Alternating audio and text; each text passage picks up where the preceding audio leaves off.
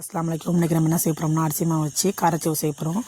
காரச்சேவுக்கு தேவையான பொருள் வந்து இதில் வந்து நான் 3 பவுல் அரிசி மாவு எடுத்துக்கிட்டேன், அரை பவுல் கடல மாவு எடுத்துக்கிட்டேன். அப்புறம் வந்து இப்போ பொட்டுக்கடலை இருக்குல்ல, அதை வந்து கொஞ்சமாக லைட்டாக வறுத்துட்டு அதையும் அரைச்சி போடுங்க. அதில் இந்த மாவில் போடுங்க, சூப்பராக இருக்கும். நெய் 2 டேபிள் ஸ்பூன் ஊற்றிருக்கேன். எள் வந்து 1 ஸ்பூன் போட்டிருக்கேன். சால்ட்டு போட்டுங்க.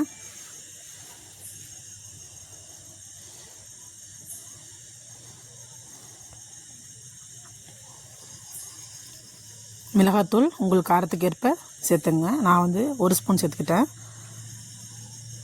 ஓமம் 1/2 ஸ்பூன் சேர்த்துருக்கேன்.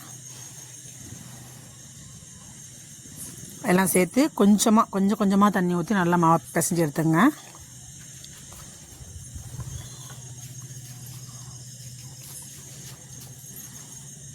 இதில் வந்து இப்போ பொட்டுக்கடலை ஏன் சேர்க்குறேன்னு சொன்னோம்னா, நல்லா காரச்சவு நல்லா மொறுமொன்னு நல்லா கிறிஸ்பியாக நல்லாயிருக்கும். அதுக்காக தான் கொஞ்சமாக சேர்த்துங்க.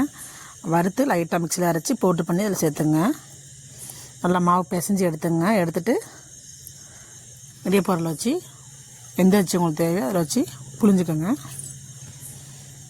நான் நல்லா எண்ணெயெல்லாம் ஊற்றி புழிஞ்சு எடுத்துகிட்டு பாருங்கள், சூப்பராக இருந்துச்சு. ட்ரை பண்ணி பாருங்கள்.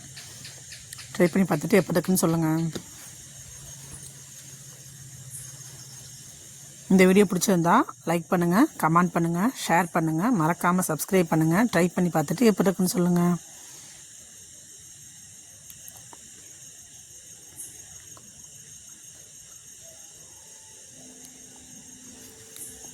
நல்லா இருந்துச்சு. அளவுக்கு ஏற்ற மாதிரி ஒரு பொருளையும் ஏற்றுறதும் குறைக்கிறதும் பார்த்து போட்டுங்க.